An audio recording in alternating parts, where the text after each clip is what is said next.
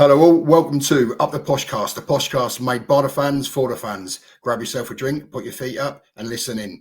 And by the way, there could be some strong language. Welcome back to Up The Poshcast, everyone. Peterborough United's season is rolling nicely with a second away league win on the bounce after a 2-1 victory at Exeter City. Posh's first win at St James's Park on the South Coast since 1992. Posh went behind in the fourth minute to a Reece Cole shot on the half turn before a place finish from Malik Motherseal and an almost inexplicable 30-yard hit from Manny Fernandez turned it around for Posh in the first half. A missed Archie Collins penalty in the second did not come back to haunt Posh, and they saw out the game fairly comfortably in the end. Today, I'm joined by Ash, Lodz, Charlie, and me, Harry. 4 of us today.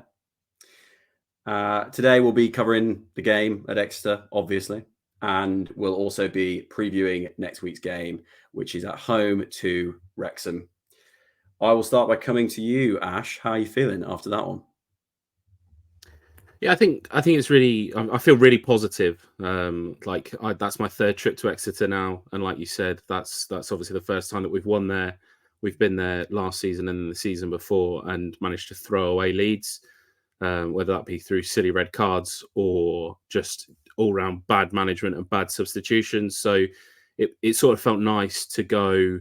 We obviously conceded in the 4th minute, which was a concern, an early goal conceded, but then to see out the game for essentially 90 minutes of football and not concede was really positive. And overall, I thought it was a positive display across the pitch. So all good my side. I am very happy that we got the away win. Obviously, Exeter's a bit of a bogey ground for us, but I am going to put a bit of a negative spin on it. I don't know if we were lucky to win, but the result could have definitely gone either way. I think Exeter fans could probably consider themselves quite unlucky. If you look at the XG stats, they're very, very similar. Both teams had a lot of chances. It wasn't even a case of we took our chances, because I think we missed a lot, especially with Archie's missed penalty, which I'm sure we'll come on to. I think Exeter's finishing was absolutely terrible, and that's what won us the game rather than anything that we done ourselves. But like I said, a win is a win. I'd rather win ugly than lose and play pretty. So I am happy, but I don't think the performance is anything we can rave about. I'd like to see a lot more. Yeah, I think I'll agree with you, Lodz. I definitely felt yesterday thinking we'd done a little bit of a smash and grab, which, is something that I feel I've seen happen to Posh quite a few times, where I think Exeter, they had 60% possession. They were really, they had a decent game and we were quite lucky. But that's what I was actually quite happy about. It was a very different kind of performance. And it felt like it was probably on a technical level about a 5 out of 10. But we hit, 9, 10 out of 10 in terms of the desire, the just dying to defend our goal, the blocks, the winning the headers, and the second half, especially when that atmosphere started to ramp up after the missed penalty. It was just a barrage, and our young team didn't buckle, and that was what I enjoyed the most about yesterday. So yeah, it was very enjoyable. Left with a big smile on my face. Maybe we were a bit lucky in terms of the technical aspects of the game, but you can't doubt that this squad will give everything this season. I'm feeling pretty positive, Charlie. I think that Exeter, are probably a better team than we expected them to be. And they demonstrated that early on. They were getting a lot of purchase down the wings, as we were. Their number 11, Ali, I saw he was playing non-league a couple of seasons ago. Only played 10 games or something for Exeter last year. He was unbelievable in the first half. And, Curtis did well, but there were times where he managed to get himself on Manny, and he beat Manny multiple times with their left back, often putting it over the top to him with a lot of success. But honestly, we did what we needed to do in terms of getting the goals. I think had it gone to 2-2 or we'd gone 2-1 down, I think we'd have found a way yesterday. Genuinely, you talk about missed chances, but there were enough chances there to miss in the first place, right? It's another game after the Shrewsbury one where we've had 4 or 5 very strong chances in the game. And if we'd needed to get another goal, I think we would have done. And one thing I would say that perhaps is a different angle for the concern for me was that some of the players were starting to cramp up towards the end of the game. And I do worry a little bit about that 90-minute fitness element. I think one of the people who one of the podcast listeners, I think it was Martin Nourish, made this point that he was worried about seeing that all the cramps were coming in the back line towards the end. Completely agree with this. We never saw this last season. And I'm given that we don't have a lot of depth at the back. I'm hoping that we're going to see a little bit more energy in the legs and all the way through to the end of the 90 in the coming weeks. Yeah, I mean, I'll come in there because I think that, you know, Fergie always says in his interviews during pre-season that he doesn't feel his squad are going to be fully fit until sort of the end of August, start of September. You know, I think he did at some point mention Wrexham at home as sort of the last game before the squad will be properly up to speed. And you know what?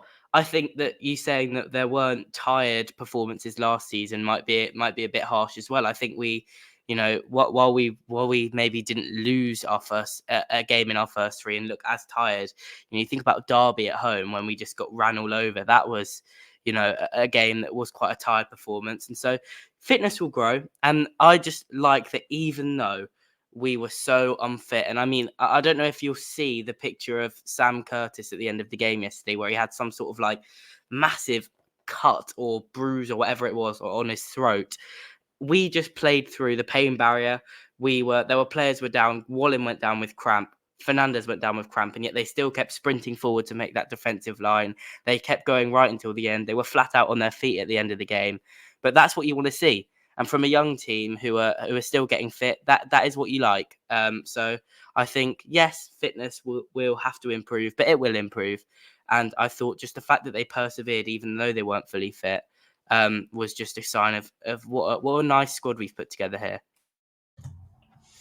Yeah, I do agree. We did look really good defensively. Absolutely fighting for their lives towards the end. Wallen was an interesting one because he got booked quite early on, and I was worried for him. I thought with his aggression, the way he sprints out to attackers, I thought he might be at risk of getting a second yellow. And when he got cramp, I just assumed that we'd be giving Nevitt some minutes. But it's interesting, Fergie didn't make any defensive substitutions. He put Hayes on instead, which at the time I thought was a bit strange. But it might be something that we see quite regularly, where rather than substituting our defenders and trying to hold on to a lead, we bring on the fresh attackers where we can get the ball high up the pitch.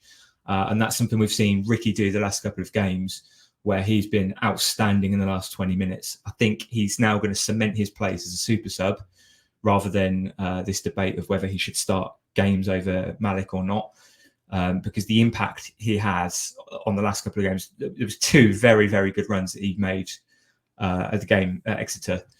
And I think had he played more than 30 minutes, he would have been man of the match, because we all gave him scores of 8 and higher.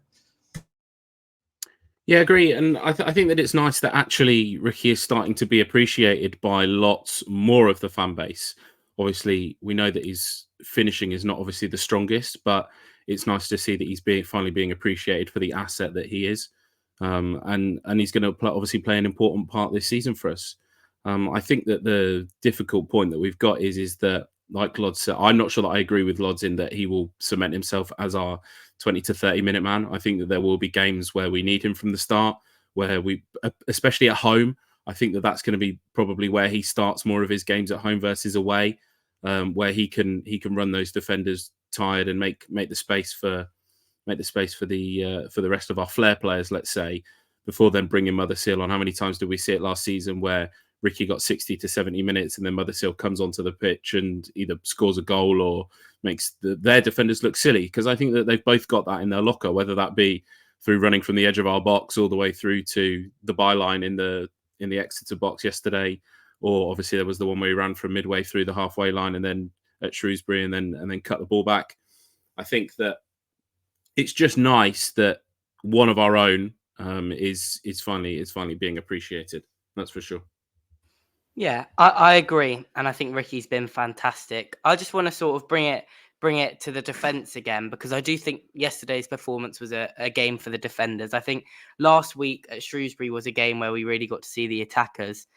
This week was a defenders game, and I'll bring it to the two fullbacks. Obviously, First of all, Jack Sparks, who I thought was a lot better this week again than he was in previous weeks. He obviously has gotten over his stomach bug. He's slowly getting to fitness. He's one that you could tell was really flagging. You know, he actually defensively, he looks more solid than Burrows already. In terms of, he won a lot of headers at the back post yesterday. It felt like he was getting involved at the back post quite a lot. He comes in and he's a little bit more compact with the two centre halves, which I like as well at times. You know, when we were properly dug in, he was really helpful. And then obviously Curtis was just absolutely bombing it down the line. You know, he was unbelievable. I'll give this to Sheffield United fans. You know, you guys told us he'd be good, and you were right.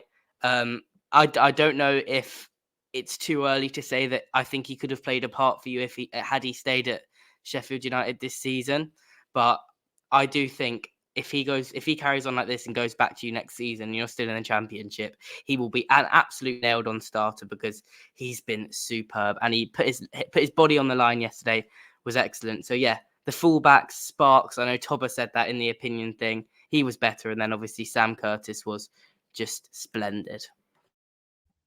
Yeah, I think that the important thing with Sparks is that obviously he sort of got battered by all of us last week for maybe whether that was a management decision or a player decision, probably be the wrong thing. So it's nice to sort of say that he can sort of put that behind him and move onto the new week and then the new game. One thing that, like Charlie mentioned, is that he is slightly more compact with Varlin and Fernandez at the back. I think that's maybe down to Otto and who he's got in front of him. I think that Otto is much better at contributing defensively compared to what Mason Clark was. So I think that naturally helps sort of pull Sparks back into the defence because he knows that he can sort of rely on Otto to be there as an option rather than just having to play it clear. That's for sure. Yeah, I mean, on Otto, I thought it was an interesting performance from him because he was absolutely electric in the first half. I agree with you absolutely on the defensive side of things. It's great to see a player. This really goes to the point of our recruitment, who did not, so it would appear, do that much at Harrogate. You know, some of their fans online when we signed him were saying that he's okay.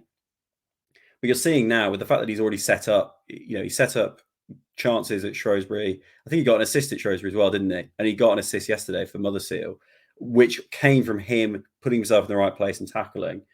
There's an element of players being able to flourish with better players around them that we managed to identify in Otto. And I'm now so excited. I can't believe we're talking. I fully expected him to be a bench player of the Ajiboye type well into the season. I did not anticipate that we would be talking about him as one of the best players of the first month. And yeah, it's really fantastic to see on that front.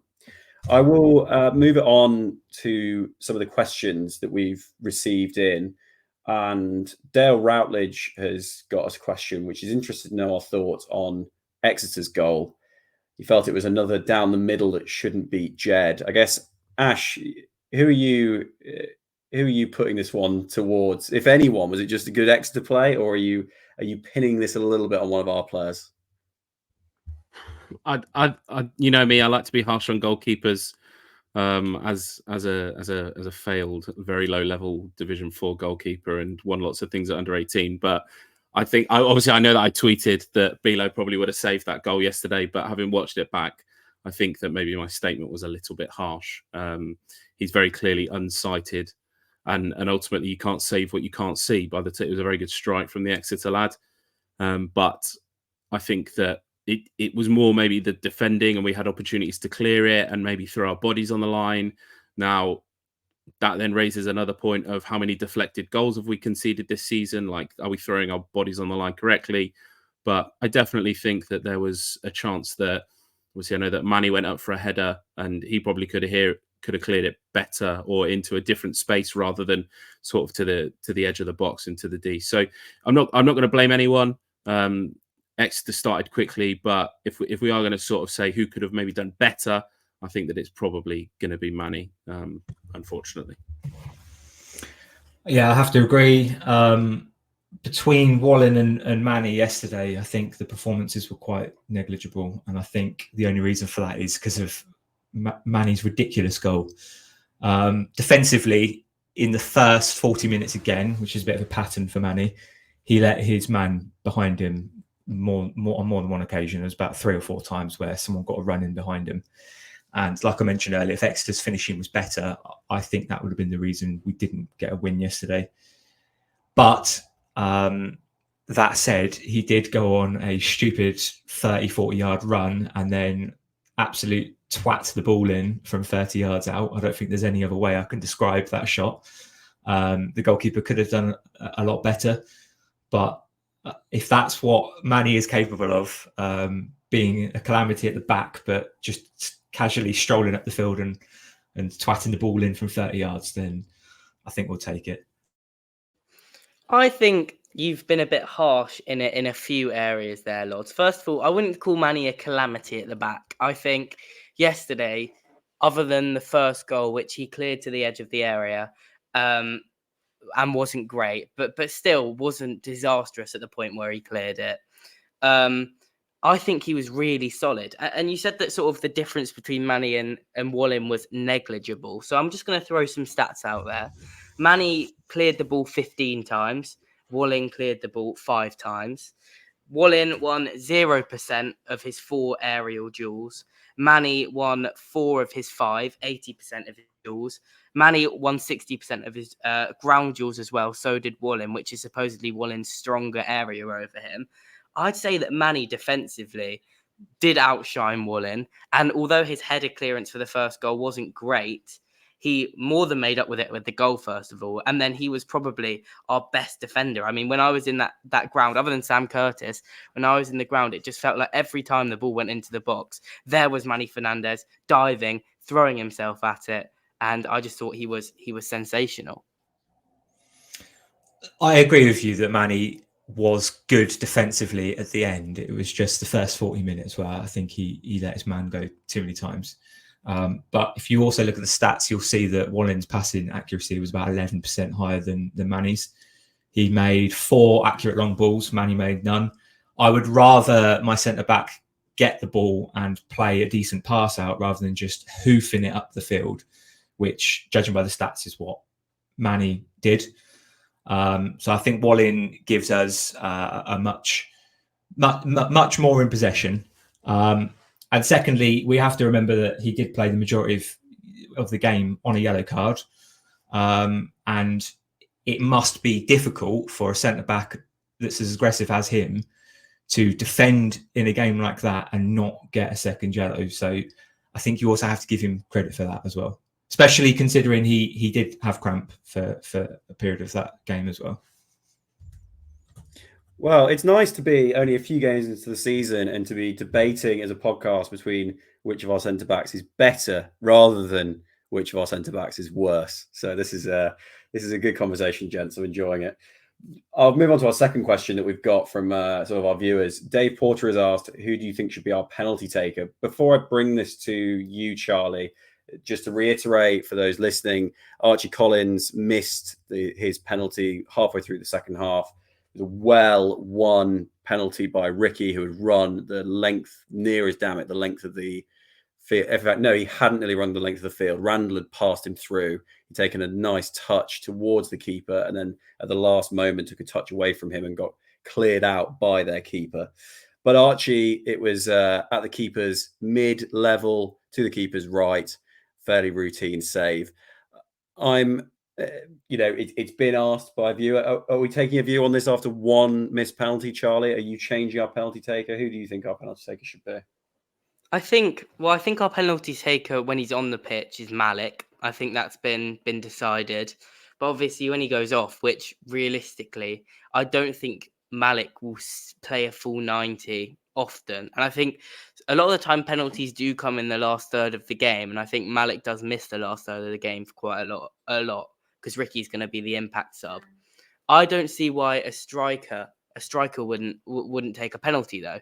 So unless Ricky's bad at them, I would always want my striker taking penalties, because goals for strikers are what feeds them. It gives them confidence.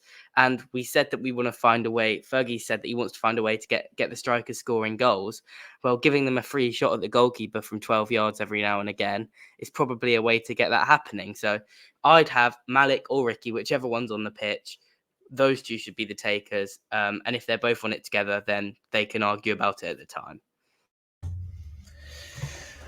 The thing is with penalties is none of us know how good any of them are at penalties. It should just be as easy as they've got a free kick at the goalkeeper from 12 yards out. It's easy to score than not score. But Archie's penalty was bad. I've played in goal quite a bit, and that is the perfect height and the perfect positioning for a save. If you dive the right way, you're saving that, even if it's accidentally. What I would say is last season we had Burrows as our penalty taker, and he was a good penalty taker, but I can't help but feel we chose Burrows because we wanted to stat pad him, because we knew we were selling him in the summer.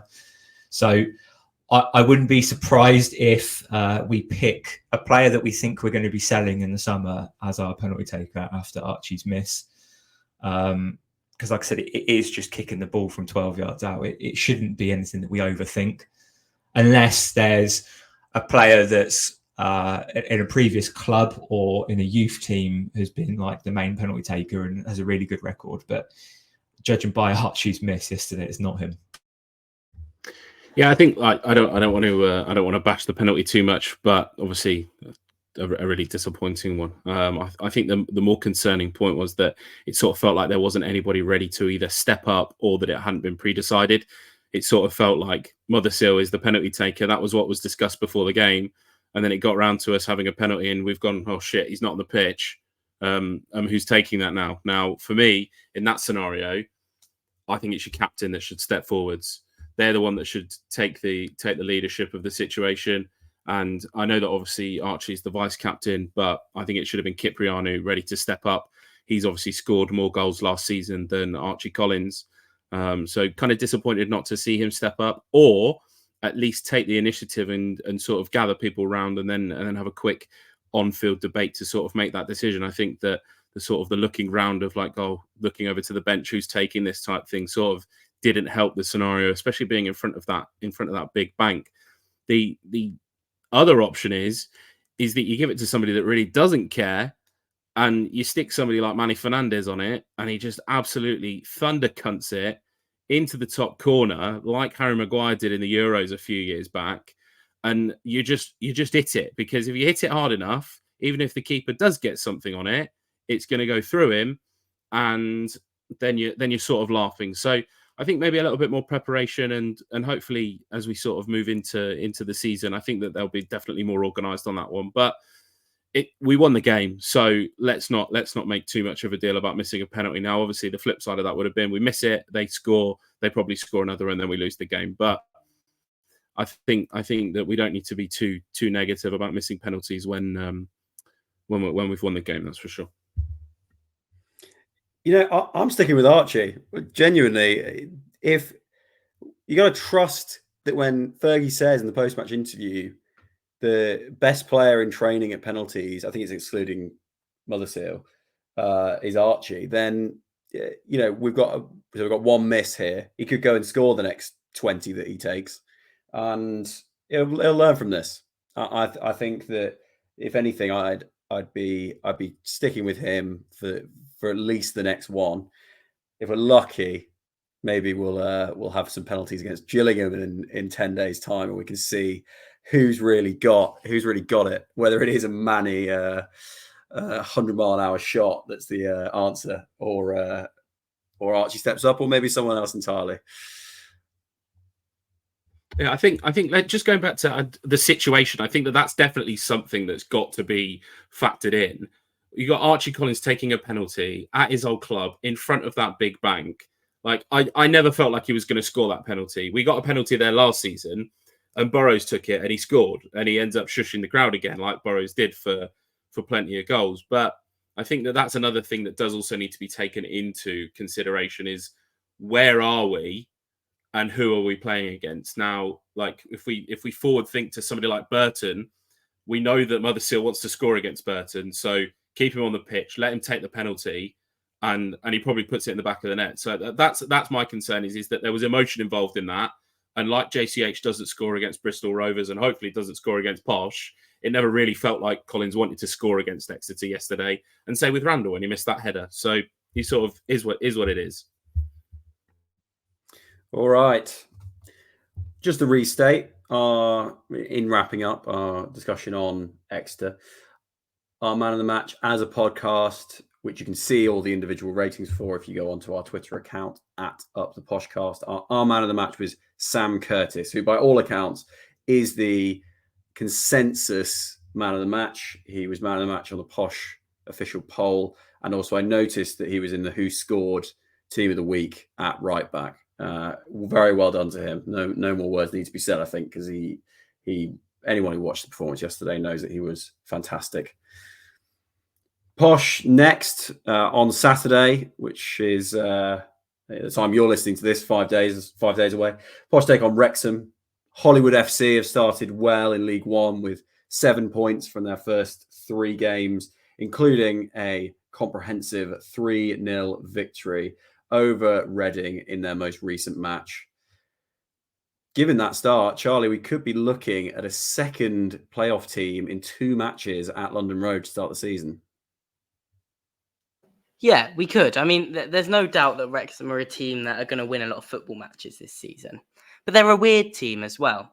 I mean, they don't play that sort of typical style that teams at the top of the table play, where they've played, they've played enough games to have a decent amount of data now on them.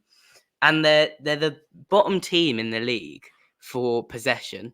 They have around 35% possession in games, which is a bit weird.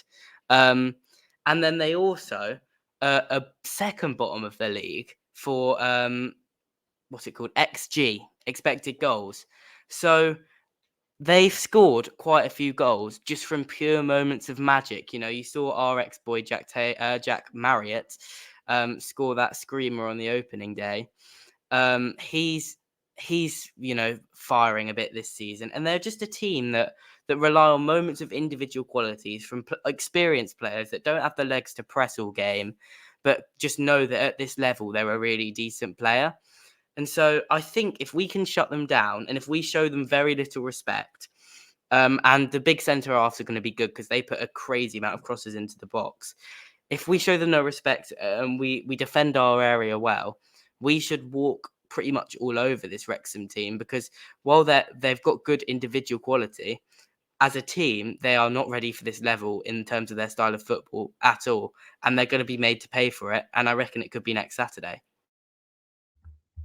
Yeah, so I think that it's important, like Charlie says, that we've got to get out the blocks fast. And sort of following up from what we said about the Ricky after 60-minute debate, I think that it's important that he starts the game on Saturday, and he gets running at those Wrexham defenders from very early on, pressing their goalkeeper and just letting them know that it's going to be a long day.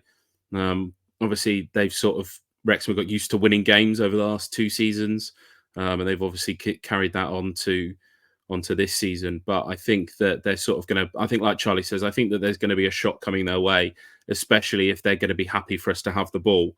Like they can't score if they don't have the ball. And I'm pretty confident, like Charlie says, that we are going to introduce them to League One, let's say.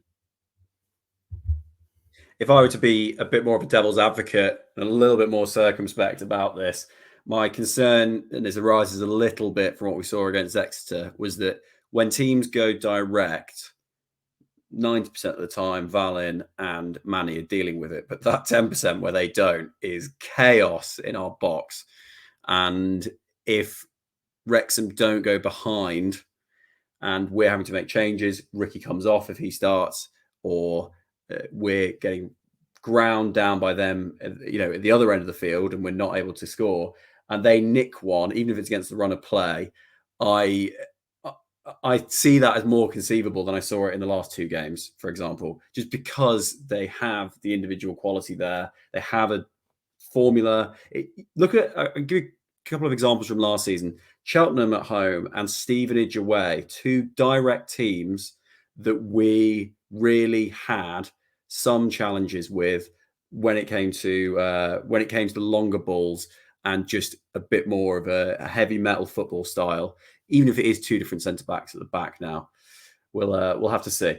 With that being said, I think we're coming up to the natural end of this. But any other comments from my host before we move on to the predictions? Yeah, so I just wanted to add in as well that I think that they are coming to their natural end of their progression.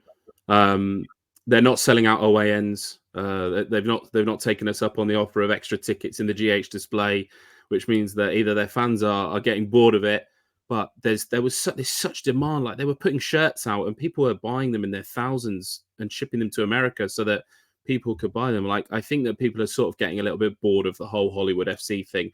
And if the fans are getting bored of it and the outside influence are getting bored of it, then I think that the owners are ultimately going to get bored of it, and their little toy that they've had to play with for the last 4 years is going to start fading away, and then the money will stop being put into it. I'm confident that they've sort of hit their max level now.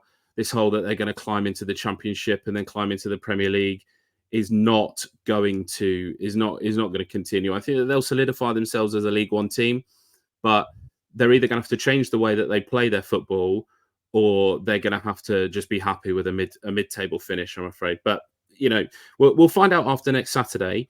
But I'm confident that we can show them what League One is all about and what you need to do to be successful in League One, that's for sure. And on that then, for those who've been long-time listeners of Up The Poshcast, know that we do a score prediction at the end of every podcast. Ash, I think I've got an inkling of which way you're heading with this. What are you going for as your score prediction for the Wrexham game? I'm gonna go 4-0. I'm feeling confident. I feel like we'll keep a clean sheet. I think that we'll stick with Manny and Volin at the back, and that Nevitt will have to wait until potentially Gillingham to get his first start in a competitive fixture to Posh. And then I also think that our first goal scorer is going to be Ricky on Saturday.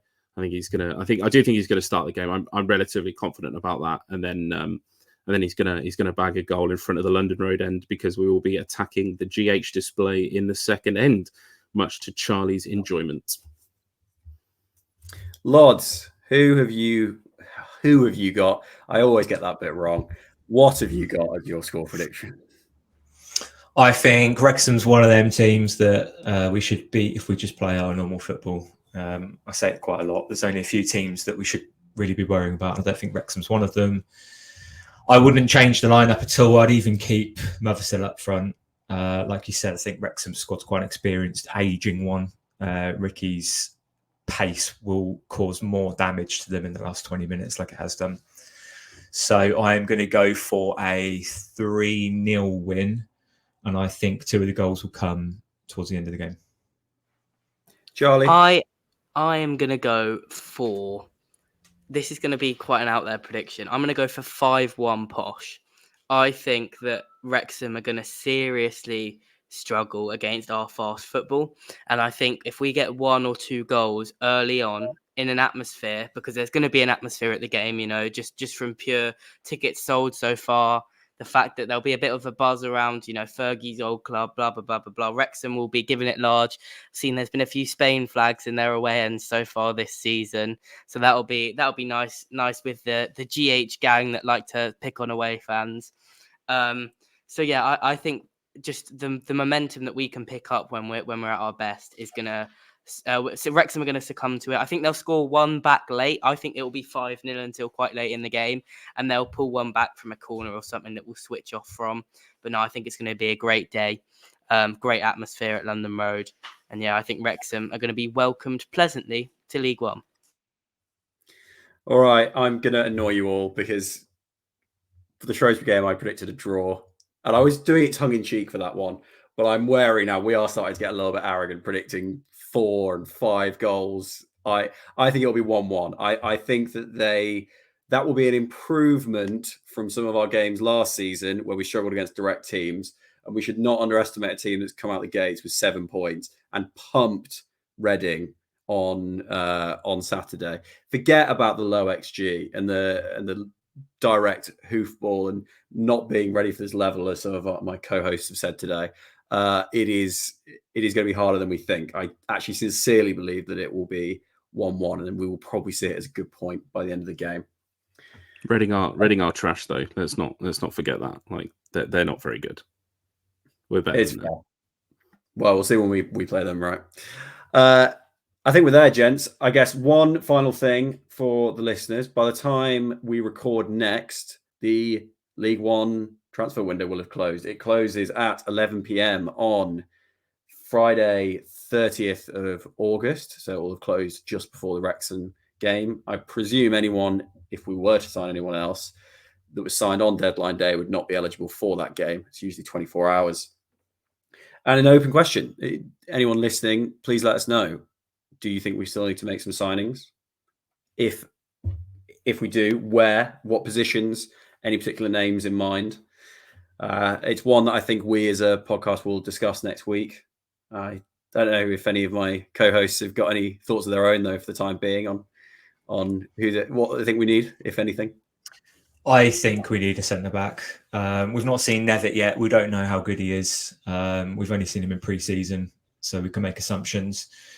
I don't think Fergie will fancy Manny as good enough to be a top 2 League One defender. If we're still going for top 2, I think we need a better centre-back. And I think, judging by what both Dara and Fergie have said, we are going to try and get a centre-back in. We might be relying on Critchlow and Ajiboye still leaving. But we've just had the money from Schmodix come through, and we have got potentially money from the Tony to Saudi Arabia deal coming through as well. The only other position I'd suggest we might need is striker.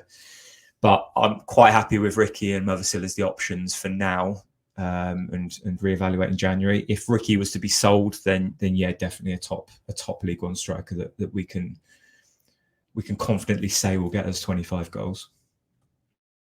Yeah, I think I'm going to say that I'm happy with the squad as they are. Like, normally, I think that's maybe just because when we sign people, I don't know who they are. I don't know where they've come from. I don't know whether they're very good. So how can we say that what we've not got in the building, like we didn't include Ajiboye or Critchlow in the squad yesterday. So I think it's clear that Fergie's happy to move on. But yeah, no, I'm happy. I think that like we mentioned, obviously Ajiboye and Critchlow out the door would be fantastic, so that we've got a little bit more room come January. 100%. I just think, listen, I'm happy with the recruitment we've done, and I think the announcement this week that could bring me the biggest joy out of any announcement we could get into it to do with transfers would be that Romany Critchlow has made a permanent move to Salford City or something. He's gone. We can rest easy. I don't feel like he's the best influence on the dressing room. I think he's a bit of a strop. You see it sometimes on the side of the pitch. Just get him gone. It's not worked. His time at the club. He's got half of a load of our fans blocked on Twitter. It's not been a good transfer. It happens sometimes. We signed him on a free. It's fine. Yeah, that's all I've got to say on the transfers. We'll get into the nitty gritty next week, I'm sure. But for now, just get some of that dead wood out. One thing we haven't mentioned, which is still a possibility, Katongo's not gone anywhere. I know we've been saying all summer that he'll go to a championship club, but we do need a centre-back. Fergie's changed his mind with the midfield options, but signing Katongo would be a good option at centre-back and then a backup option for midfield as well. I feel like it will tick 1.5 or 2 boxes for him if we can get that done. All right.